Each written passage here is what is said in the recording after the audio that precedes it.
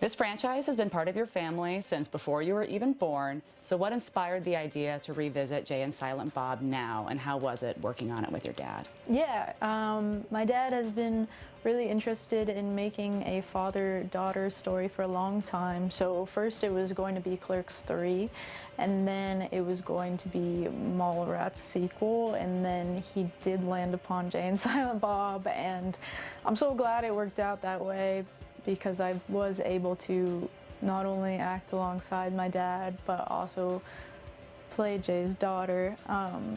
And I mean, working with my dad is something that's so important to me, and it's such an important part of our relationship, to be able to collaborate with each other creatively, and the fact that we're passionate about the same things is such a gift, and even more of a gift to be able to make stuff together. So I'm always so thankful for the opportunity to work with him.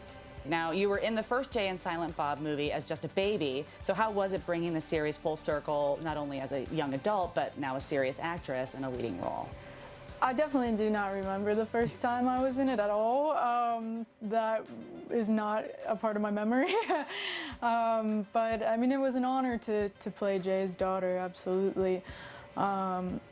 The last time my dad and I worked together was on Yoga Hosers, and during that I had no idea what I was doing. It was the first time I had really been acting, and which is kind of crazy to say because I was trusted with a film, but I really kind of was just learning as I went.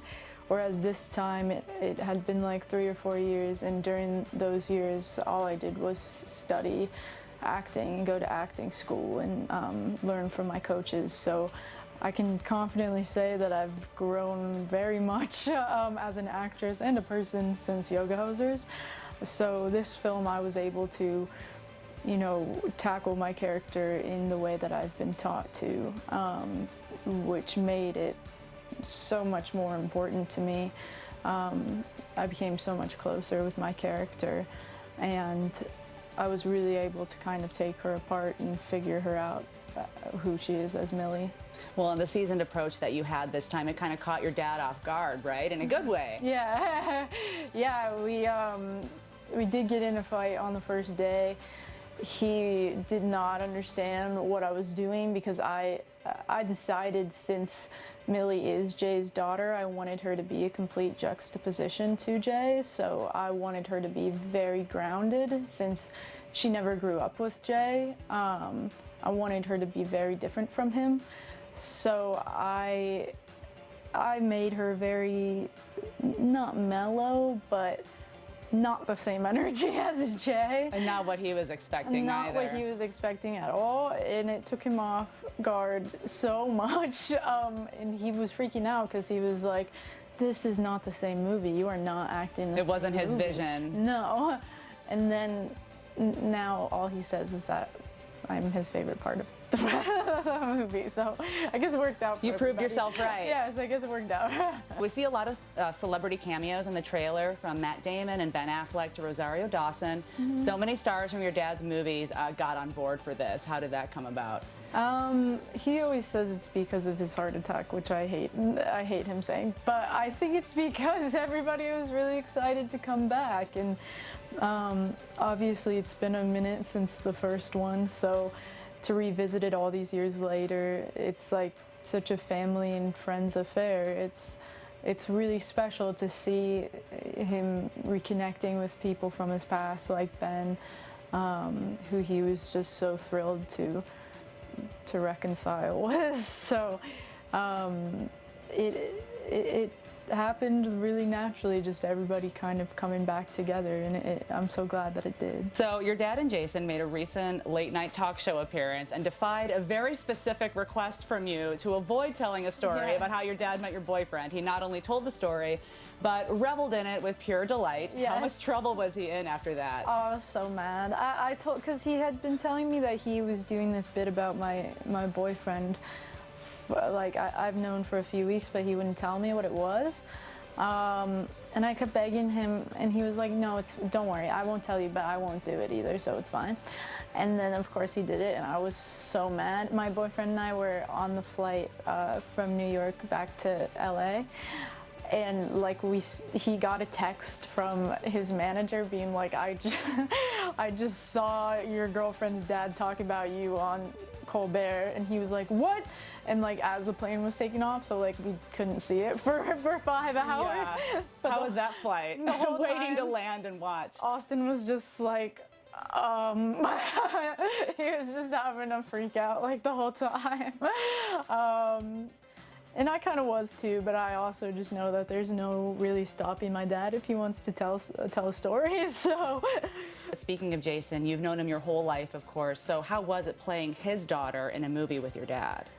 I mean, Jay is such a huge part of my life. Like, I've known him my entire life. He's lived in our house. He has my name tattooed down his back. He's just such a big part of my life. And so to be able to play his daughter after watching him become a father over the past few years was such a beautiful thing, because he really is like the best dad in the world. And it was an honor to be able to play his on-screen daughter. I love him so much, like more than anything. He's one of the best human beings I've ever known, and to be able to spend that much time with him too, because he lives down the street from us, like we see him all the time, but to be able to spend that much time with him like every day. And my dad thought it was so amusing because I just could not stop laughing at him all the time. My dad was like, this is him all the time. But I was like, no, but I'm like seeing him for long periods of time, and I'm just like, I'm now understanding why he makes everybody laugh so much. And a little bit more about his bond with your dad, too, and why they've been friends for so long. You sort of got a little deeper insight to that, right? Absolutely. I mean, they are very, very cute friends. I love their friendship so much. And seeing them work together.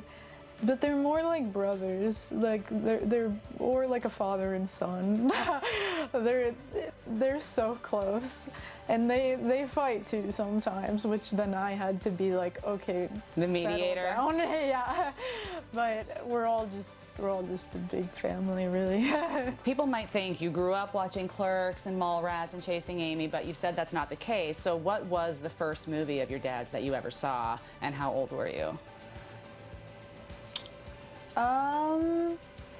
The first movie of my dad's that I saw, I think it was Mallrats, because it was back when we were gonna do a sequel to Mallrats, and so he started to get really angry like the later in my life, because for the longest time I didn't watch his movies because I was told they were way too inappropriate, and then I just continued not to watch them as I became an adult. But then at one point he got so angry because he was like, why haven't you seen any of my movies? It's so insulting. So then I started to have to watch them, and I think it started with Mallrats, and then probably Jay and Silent Bob. And that was not that long ago. That was probably like 2 years ago. It took that long? Yeah, it was probably like 2 years ago. And then did you finally realize what all the fuss was about?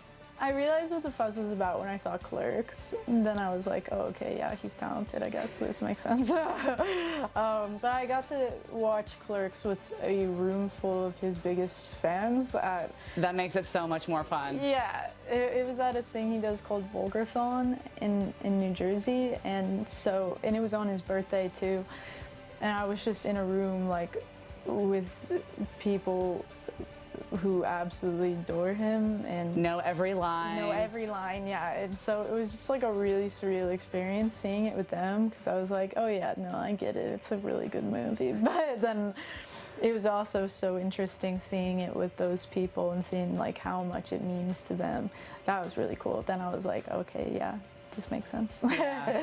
It'll probably be a similar experience for the Jay and Silent Bob reboot too. And this isn't a typical theatrical release, so why don't you tell us how people are going to be able to watch this through Fathom events and see it on the big screen in kind of a fresh, fun way? Yeah, no, it's an interesting release for sure.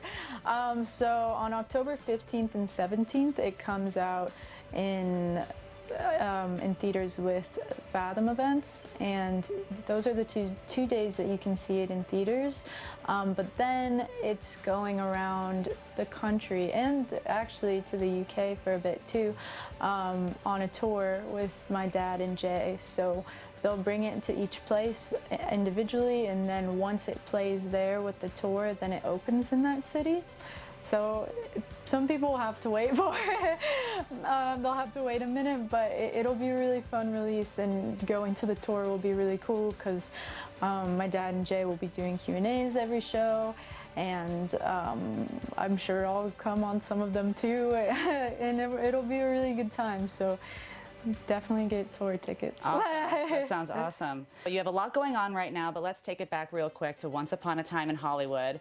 Working on a project like that is a dream for people who have been in the business for decades, and you got to cross that off the list while you were still in your teens. Yeah. Is that still sinking in? Oh, absolutely. I think it will be surreal till the day I die. I still don't really think it happens sometimes.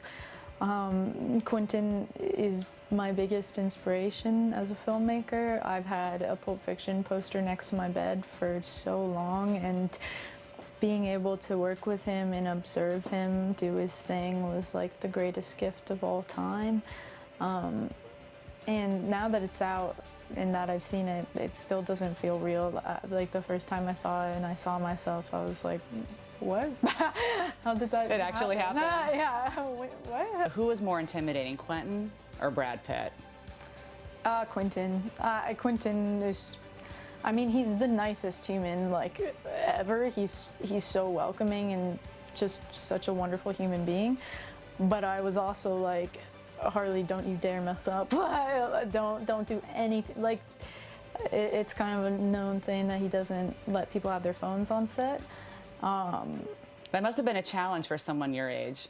Oh, it was amazing for me. I love not having my phone, but I was so scared at the beginning that I would just leave my phone either in my car or at home. Like, I wouldn't even bring it. Once I knew how to get there, after a while, like, I just stopped bringing it because I was so scared. Like, I just didn't, I was like, Harley, do not do anything that will get you kicked off of the set. Don't even try. So in that sense, Quentin was more intimidating just because I never in this life would want to mess up or disappoint him.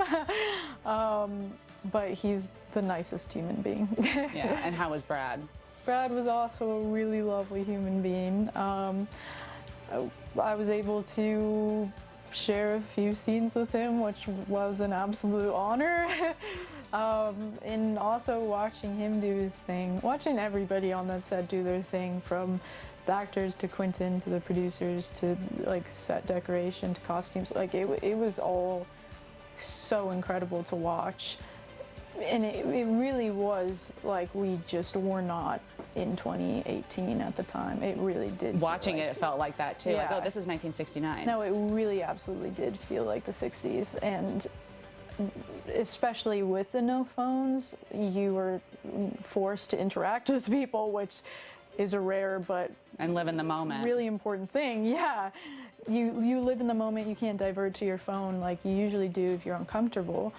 You are forced to interact with people, and it's such a beautiful thing because then you're actually able to form really wonderful relationships. And so the no phones thing really became my absolute favorite thing, and I really wish all sets were like that, honestly. Well, your dad must have been so proud and maybe a little jealous as well. Oh yeah, he was really jealous. He was very jealous. He kept, like, after I filmed it, because I filmed Once Upon a Time in late 2018, and then we filmed Jay and Silent Bob in early 2019. That's a nice back-to-back It was pretty roster, lovely. right? But he kept being like, this isn't going to be Quentin's set, I hope you know. And I was like, shut up. As you move forward into establishing your career, what's your big goal at the moment? Or are you just trying to do it all? My biggest goal, career-wise, life-wise, is to write and direct a biopic about Courtney Love, and to preferably play her as well. Wow. That's my biggest goal. So that's where I hope all this goes to one day, if I'm able to do that. Have you ever met her? No, I've never met her. I keep talking about it in hopes to manifest Put it out in the universe. Yes. I've never met her, but I have spoken about her so many times. But yeah, I just keep trying to speak it into existence. So yeah, that is my biggest goal. Well, it's out there, and we'll pass along that message for sure. Thank you. If you love that video, you're going to love everything on the Access YouTube channel. So hit the subscribe button. You can thank me later. Hit it.